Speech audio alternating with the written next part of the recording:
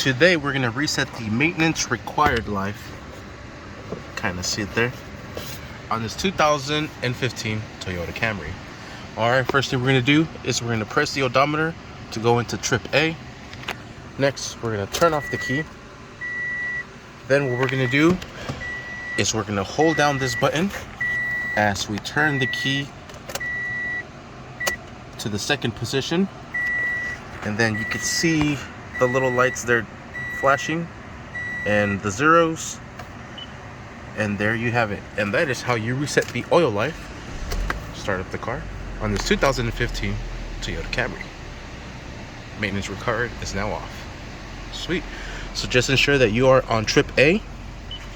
Like I said, turn off the key, hold down the button. After holding down the button, put it onto the second position, and then everything will start to reset. Once that little timer goes all the way to zeros, you are done. Thank you for watching. Please like and subscribe.